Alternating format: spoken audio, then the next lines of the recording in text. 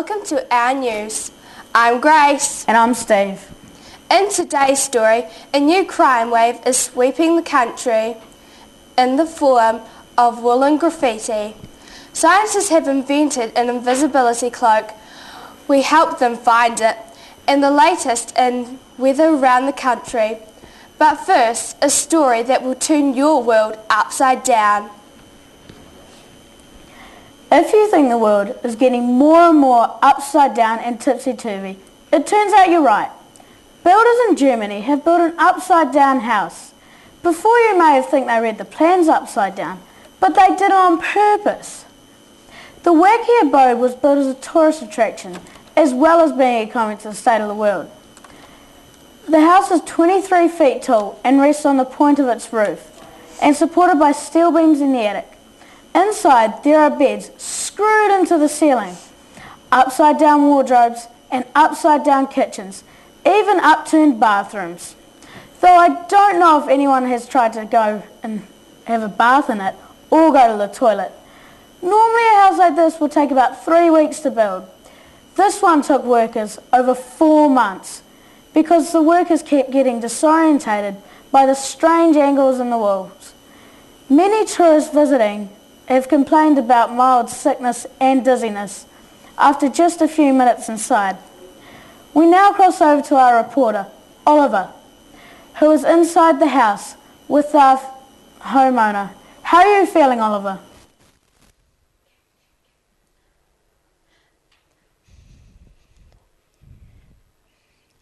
Thanks, Steve. I'm here with the owner, Brinley, and I'm feeling just anxious looking at this house. So, what made you decide to build this upside-down house? Well, you see, 5 months ago, I was reading my great-great-great-not-so-great-great-great-great-grandfather's diary, and it turns out he tricked everyone into thinking that the way we build houses today is the right way, when in fact the way that I built my house is the right way. Okay. How do you think the world would change now that you have built this house? Well, everyone will be able to build their houses the right way, of course.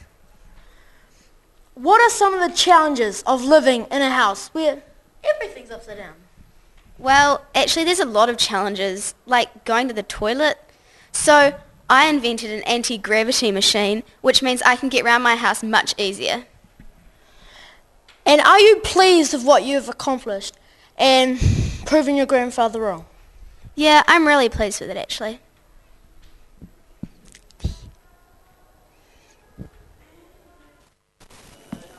Thanks, Brinley. Even watching that makes me feel woozy. And now, for a story that is truly out of sight. Scientists in Europe have look out, Harry Potter. The world of science is catching up to the world of magic. Scientists in Europe have created a 3D invisibility cloak, which can hide objects by bending light waves. It has been found that light can be controlled using special tiny crystals that make objects disappear. So far, scientists have made small objects such as coins disappear, but hope that it won't be long before they are hiding cars, planes, and even people. People have always dreamed of making themselves invisible. One top scientist says, the possibilities are endless, and we are very excited. However, since inventing the invisibility cloak, the scientists have been having trouble finding it. As soon as we put it down somewhere, it just disappears. The inventor of the cloak says it appears that they are having trouble finding other things too, like their lunch, which they may think may be underneath the cloak. What will this invention actually be used for? Hoping to see through the reasons behind the invisibility cloak, here is our on-the-spot reporter, Ebony, with more on this story.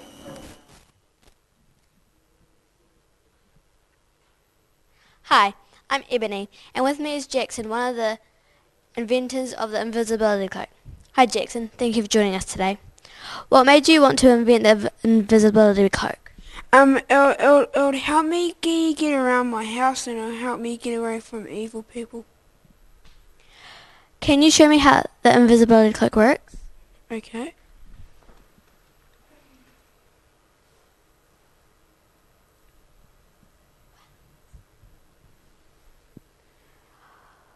What do you hope the cloak will be used for?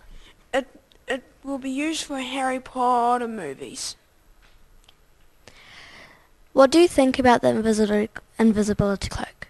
It's as real good and it is real excellent. Well, that makes things very clear. That's all we have time for. Back to you, Steve, in the studio. Thanks, Ebony. And now how's this for an interesting yarn? A new wave of graffiti crime is covering around the country, thanks to an underground gang known as the Midnight Knitters. These wool-waving criminals are covering tree branches and lampposts with small knitted jerseys and scarves under the cover of darkness. Police say the knitted activities of the gang are illegal because their wool crimes are being done on public property without permission. The popularity of this woolen graffiti is growing. More and more public objects are being wrapped every night. But the problem is growing. Police say warn if the Midnight Knitters aren't caught soon, every tree, lamppost and traffic light in the country will be wrapped up warm against the cover of the cold. The problem is spinning out of control.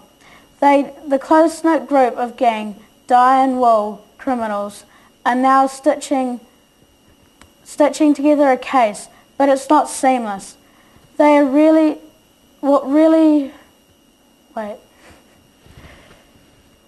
This is real... A police...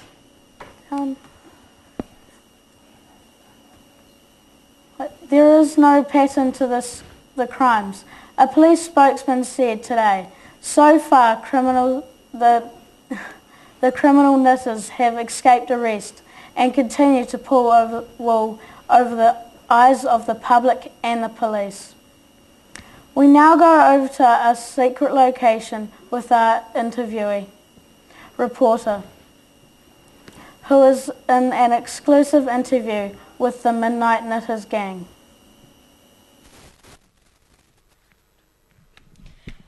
Thanks, Steve. I'm Violet, and joining me in this top secret locum is a member from the Midnight Knitters gang.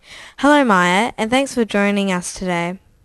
What led you into the dark underworld of knitted graffiti? Well, when I was young, I got into trouble. So my mum told me I had to knit, so I joined them together. Do you see yourself as a criminal? No, Why not? because I want the trees to be warm. Apart from trees, lampposts, and traffic light, what else would you like to graffiti with your wool? Cars and trucks. Do you think anyone else could join your gang? And is there an age limit to be able to knit and put knitting on trees and things? Well, yes, anyone can join. The preferred age is about 12. Okay. Thanks for your time, Maya, of the Midnight Knitting Gang. Now over to you, Oliver, with the weather updates.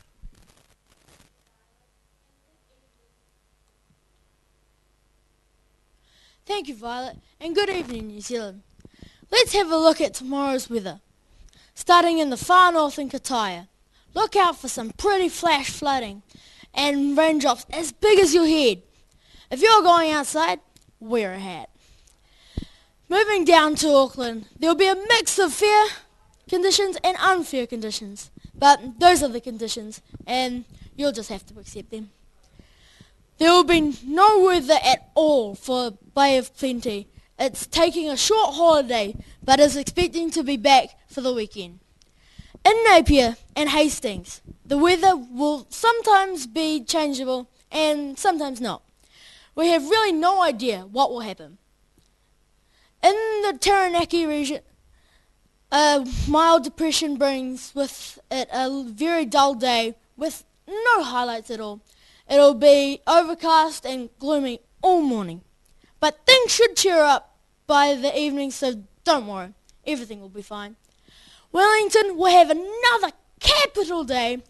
There will be no wind at all, and the day conditions will be so pleasant they'll actually be extreme. And the top of the South Island, Kaikoura can expect to have a good day, meeting friends for lunch, going for a swim, reading a book, reading the newspaper, but try to stay indoors as the weather will be just terrible. A real mix for Christchurch, which will have some unreasonable rainfall, some sensible wind, moderate thunderstorms, and some very angry snow. And in the lower south, Dunedin will be frosty, cold, and unfriendly until late morning, when the sun will pop over for a visit. Everybody likes the sun. That's all from me. Remember, if it's raining outside, that's the weather for you. Good night, New Zealand. Now it's back to the news desk with Steve and Grace. Thank you for watching our news, and see you next time. Until then, I'm Michael. And I'm Grace from our news. E Nora.